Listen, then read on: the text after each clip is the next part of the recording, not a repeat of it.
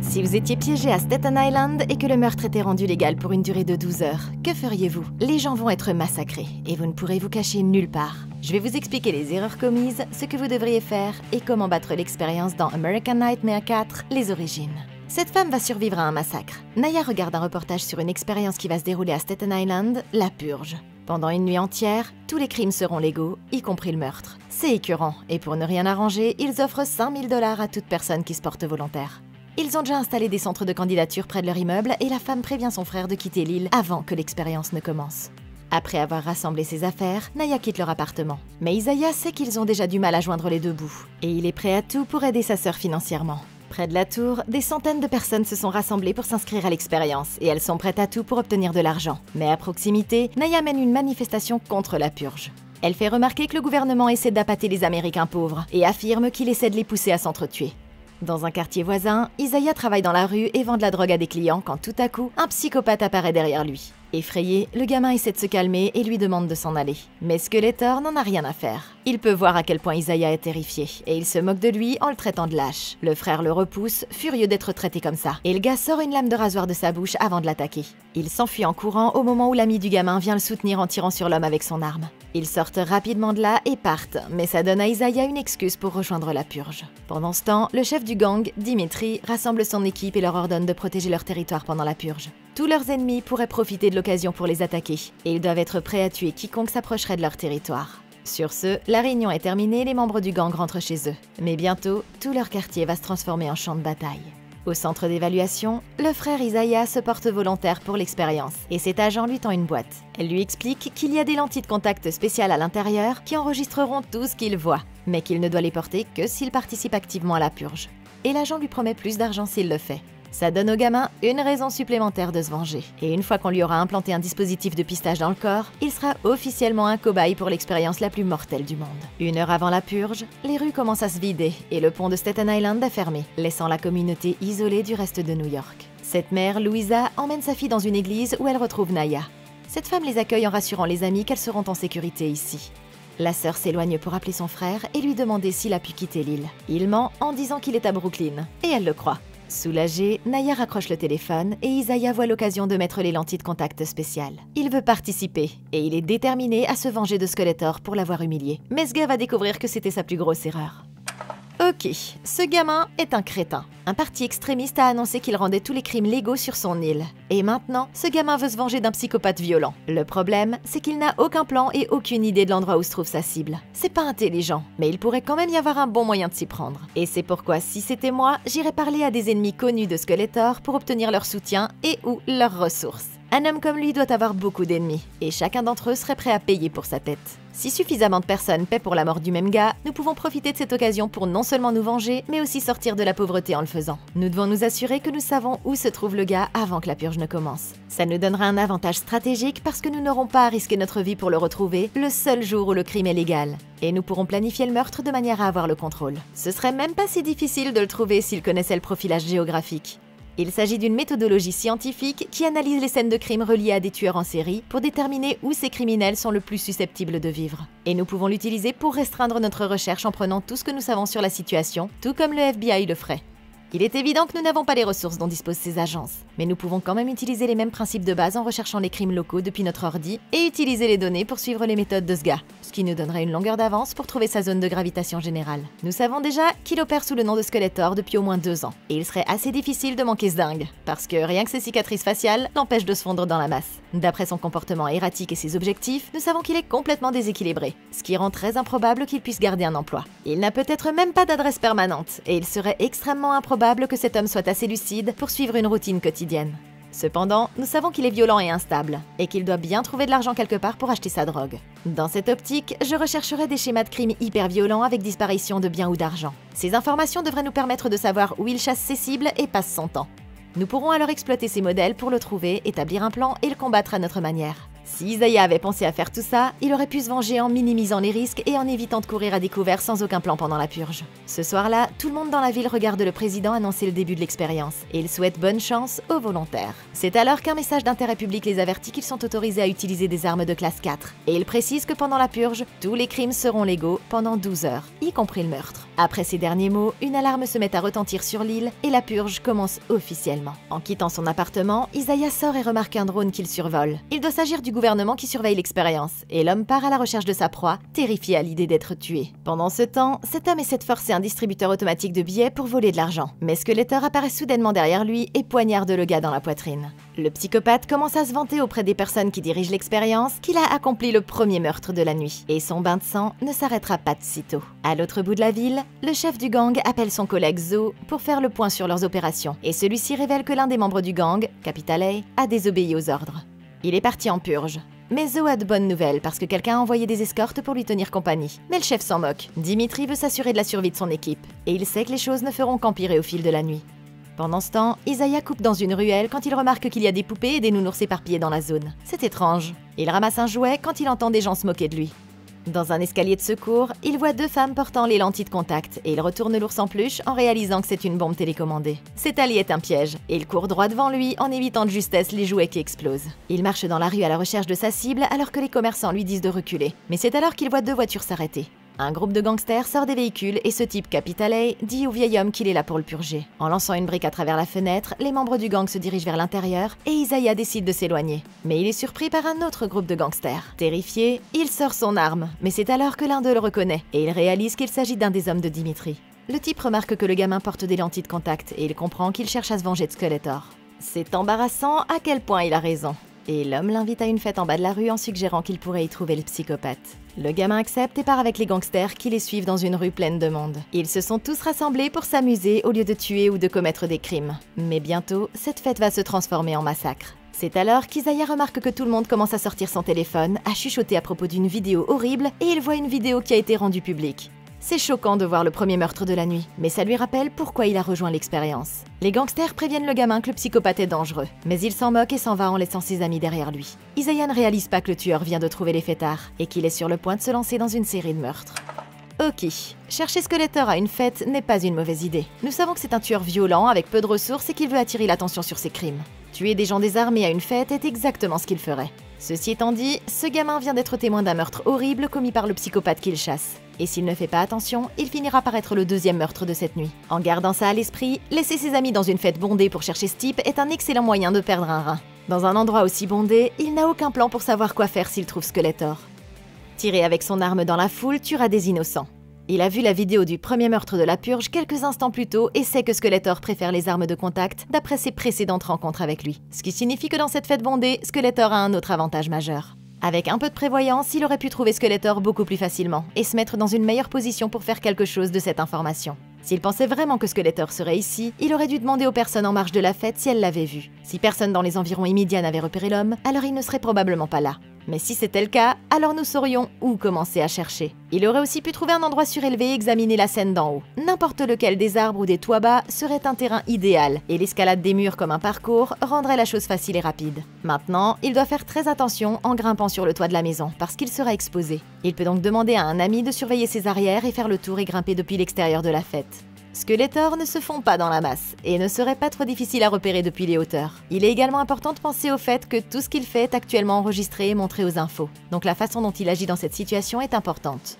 S'il va jusqu'au bout, il va s'enfermer dans la criminalité pour le reste de sa vie. Parce que les gens ont tendance à réfléchir à deux fois avant d'engager quelqu'un qui est passé à la télé en commettant des meurtres. Et ça, même pendant la purge. S'il n'a pas encore été engagé dans le meurtre de ce type, il peut encore s'en sortir et vivre une vie normale. À l'autre bout de la ville, le chef de gang accueille ses escortes dans son appartement et va se préparer à passer un bon moment. Mais il sait que quelque chose ne va pas. En sortant de la salle de bain, l'homme s'approche des femmes et celle-ci commence à le séduire. Il ne semble pas remarquer que la fille derrière lui sort un couteau du billard et elle est sur le point de le poignarder.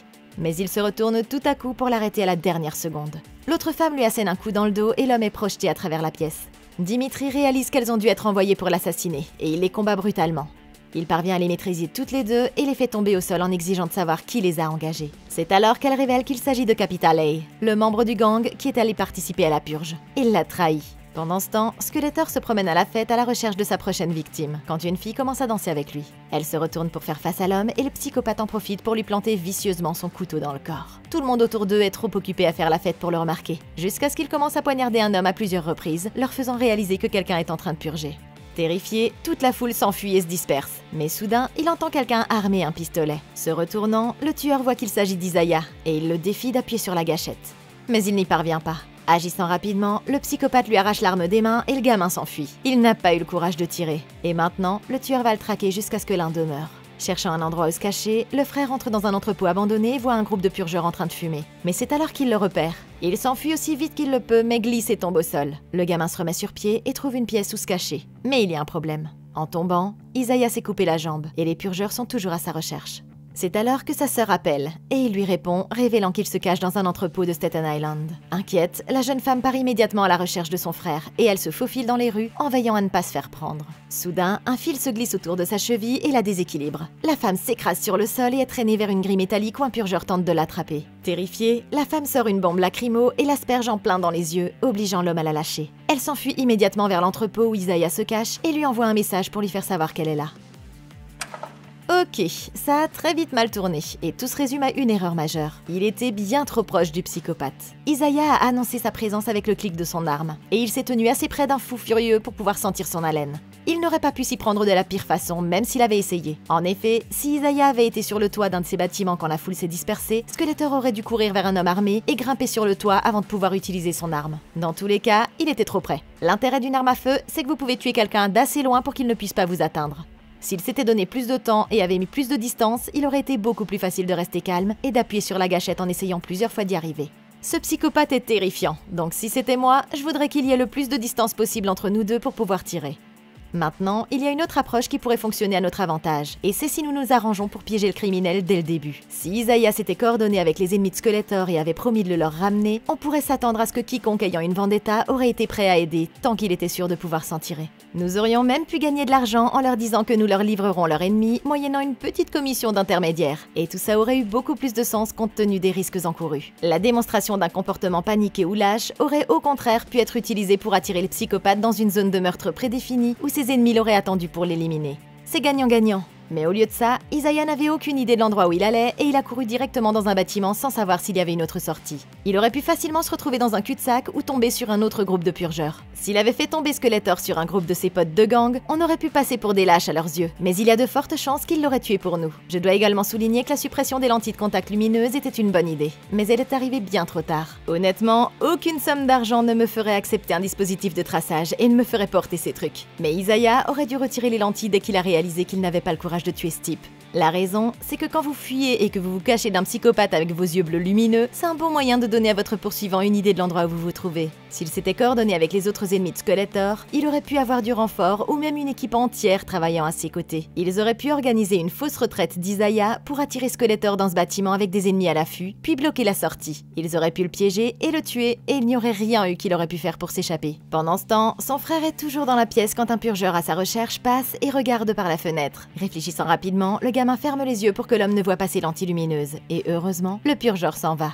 Il n'a pas été repéré. Isaiah enlève les lentilles en réalisant qu'elles permettent à tout le monde de le repérer trop facilement. Le gamin quitte sa cachette et jette un coup d'œil par une fenêtre pour vérifier si la voie est libre. Mais c'est là qu'il voit Skeletor qui retient sa sœur en otage. Le psychopathe veut blesser sa prochaine victime et il s'apprête à lui trancher la gorge. Mais c'est sa plus grosse erreur. Isaiah sort soudainement du bâtiment en courant et lui envoie un tesson de bouteille en plein dans le dos. Il lâche Naya et les deux frères et sœurs quittent rapidement l'endroit tandis que le tueur tente de retirer le tesson de bouteille. Dans un autre quartier de la ville, le gangster Capital A rencontre les escortes qu'il a engagées pensant qu'elles ont assassiné le chef du gang. Mais c'est alors que les hommes de Dimitri sortent de leur cachette. Ils ont encerclé le traître avec des armes pointées sur leur tête et le chef s'avance vers le purgeur en lui faisant comprendre qu'il va mourir. Sans hésiter, il prend une arme et exécute l'homme sur le champ. Dimitri s'en va, tandis que ses hommes achèvent les autres traîtres. Se rendant à l'église, les frères et sœurs marchent dans les rues et le frère s'excuse auprès de sa sœur de lui avoir menti. La femme comprend qu'il est frustré par leur précarité et elle promet de l'aider à se sortir de sa vie dans le gang.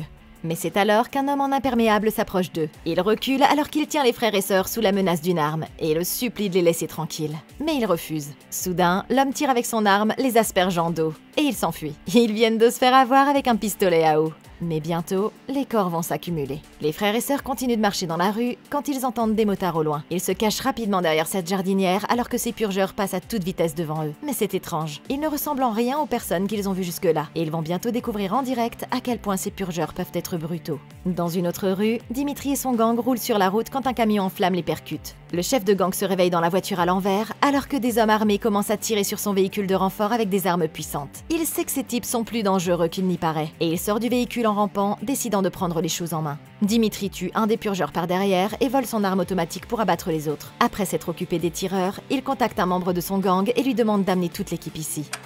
Ok, c'est ce qui arrive quand on est distrait sur la route. Et si ces gars-là avaient fait gaffe, ça aurait pu être facilement évité. Ceci étant dit, ce qui s'est passé était peut-être une bonne chose, parce que Dimitri a maintenant découvert que des mercenaires surentraînés ont été engagés pour que cette purge ait l'air d'un succès total. Le NFFA est clairement prêt à faire tout ce qu'il faut pour que sa version tordue de l'Amérique devienne une réalité. Et ça devrait nous suffire pour décider de l'arrêter à tout prix. La purge était une mauvaise idée dès le départ, et il y a beaucoup trop de failles à exploiter.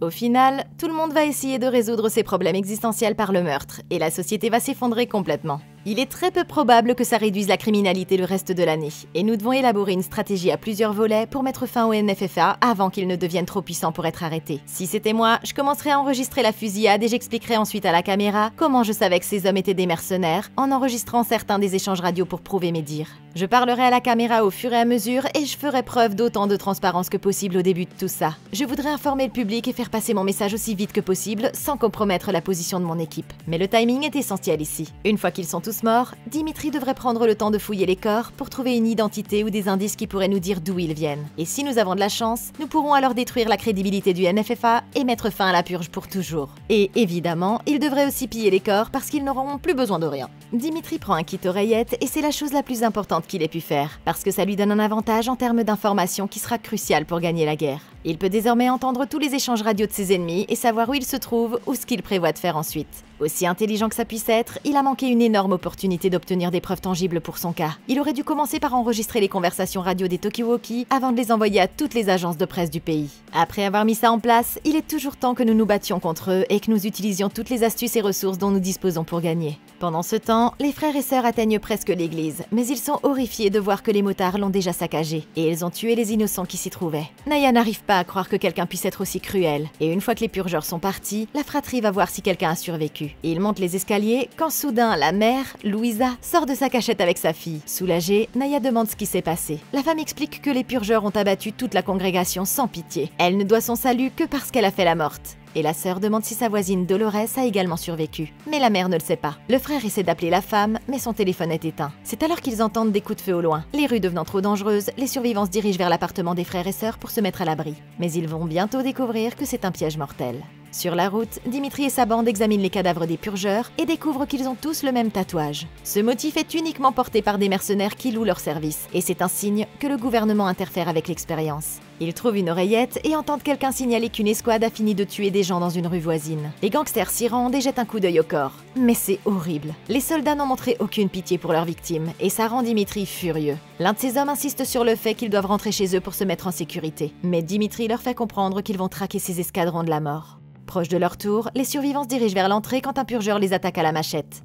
La sœur évite de justesse d'être découpée en morceaux, et Isaiah distrait l'homme pour que les femmes puissent se mettre en sécurité. Réfléchissant rapidement, il se glisse sous cette tôle vers un chantier de construction et se protège à l'aide des tubes métalliques en poussant l'un d'eux directement dans la tête du purgeur. Il s'enfuit en courant aussi vite qu'il le peut et sa sœur verrouille la porte, empêchant le tueur d'entrer. Les survivants se réfugient dans l'appartement des frères et sœurs et ils reprennent leur souffle. Ils allument la télé et entendent un journaliste annoncer que la purge prendra fin dans 2 heures. Mais le carnage brutal à l'extérieur ne ralentit pas pour autant. C'est choquant à voir, mais c'est alors que la mère remarque des taches de sang sur le sol et commence à paniquer. Naya la rassure en lui disant qu'il n'y a pas de quoi s'inquiéter. Elle la prend à part et lui dit qu'ils vont tous survivre. Et c'est ce qu'elle avait besoin d'entendre. Mais bientôt, ce bâtiment deviendra un piège mortel. Dans la cachette du gang, Dimitri et ses lieutenants commencent à prendre des armes pour se préparer au combat à venir. Il explique à son équipe que le gouvernement a envoyé des mercenaires et utilise cette expérience pour tuer les pauvres. L'homme refuse de les laisser tuer davantage de monde. Et une fois toutes les armes rassemblées, le gang part en guerre.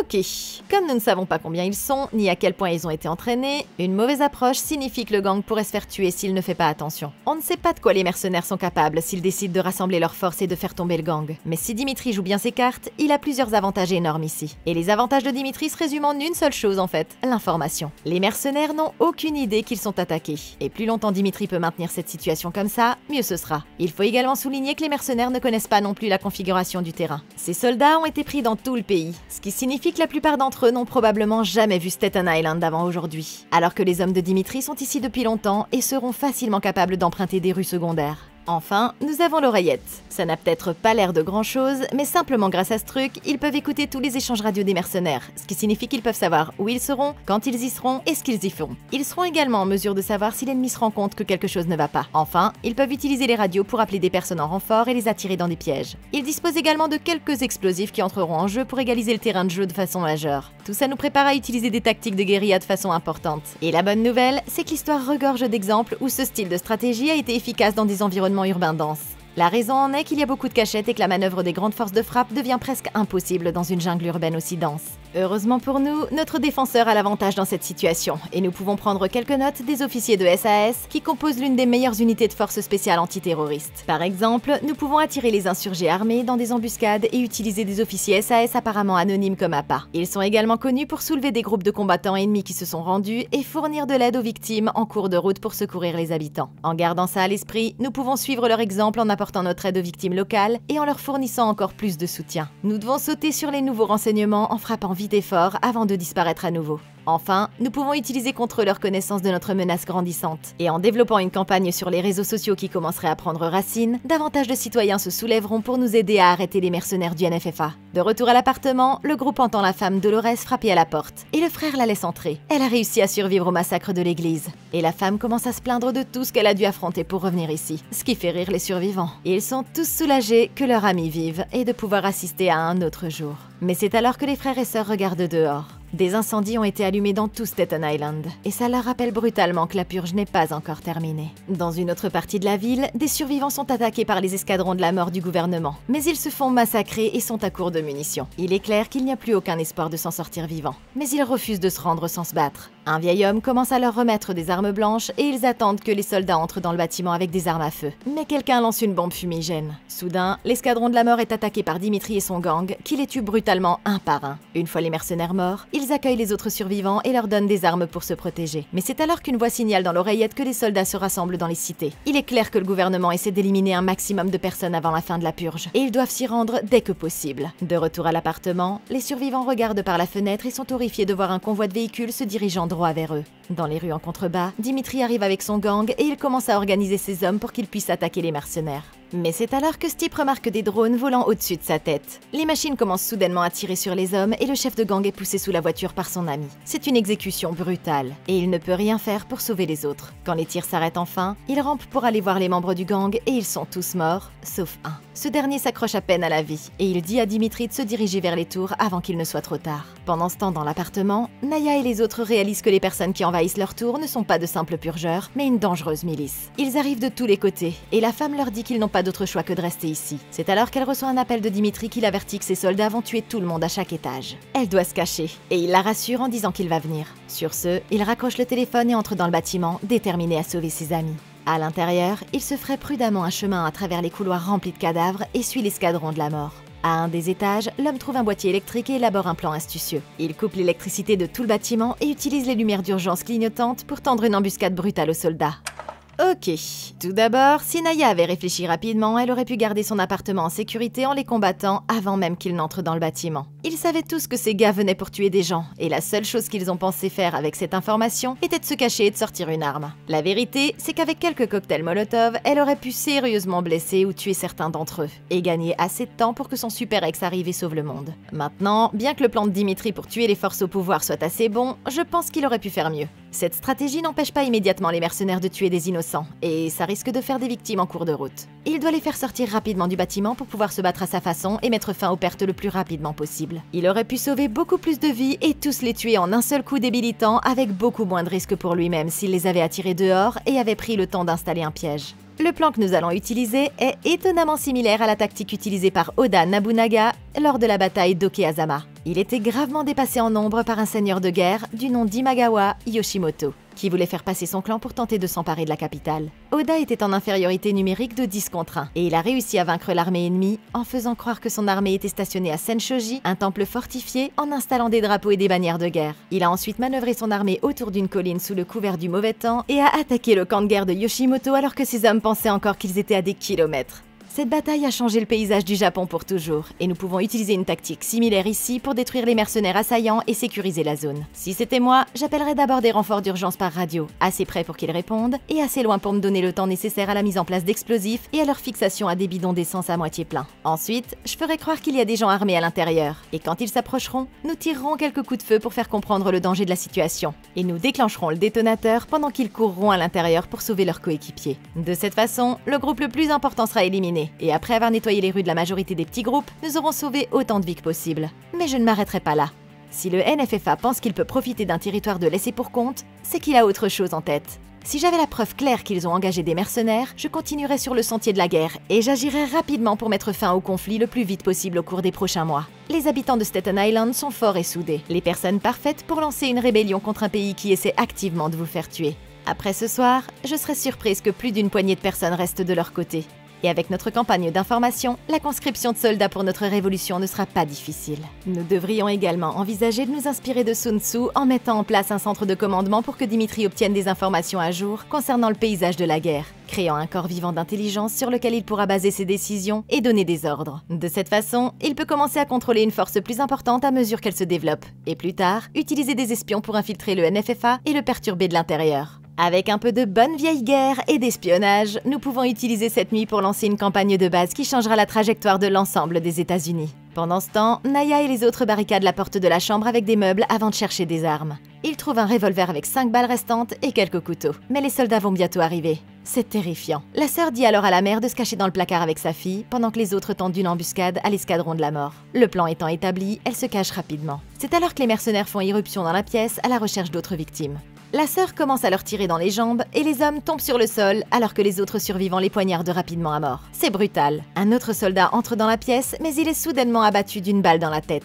Au grand soulagement des frères et sœurs, Dimitri leur a sauvé la vie et il les avertit de se cacher dans le placard. Il sait que d'autres mercenaires viennent vers eux et il ne les laissera pas risquer leur vie. Mais Naya refuse. Elle fera tout ce qu'il faut pour l'aider et c'est alors que les soldats entrent dans l'appartement. En regardant dans le couloir, Dimitri les aperçoit en train de pointer leurs armes et il plaque la jeune femme au sol alors que l'escadron de la mort commence à tirer. Ils sont pris au piège sans aucun moyen de s'échapper. Mais l'homme a une idée. Remettant à Naya un explosif, il se met à l'abri près de la porte et utilise un miroir pour voir ce que font les soldats. Soudain, le psychopathe Skeletor entre dans l'appartement et attaque les soldats. Il survit au coup de couteau et les distrait suffisamment longtemps pour que la sœur puisse lancer l'explosif dans le couloir. Le chef de gang se lève pour pouvoir tirer dessus et reçoit une balle dans l'estomac, mais il parvient à déclencher la bombe. Elle explose en enflammant l'escadron de la mort. Dimitri se met rapidement à couvert en les protégeant tous de l'explosion avec un matelas. Le groupe a réussi à survivre à la nuit et commence à sortir de l'appartement. Et c'est alors qu'ils entendent une alarme au loin. L'expérience est enfin terminée. Mais ils ne se doutent pas que la purge va se poursuivre jusqu'à ce que la série cesse de rapporter de l'argent. Mais qu'en pensez-vous ? Comment auriez-vous battu la première purge dans American Nightmare 4, Les Origines ? Dites-le moi dans un commentaire ci-dessous. Merci beaucoup d'avoir regardé. Laissez un like, abonnez-vous et jetez un œil à la playlist de Comment battre pour plus de vidéos comme celle-ci. Et d'ici la prochaine fois, passez une excellente journée.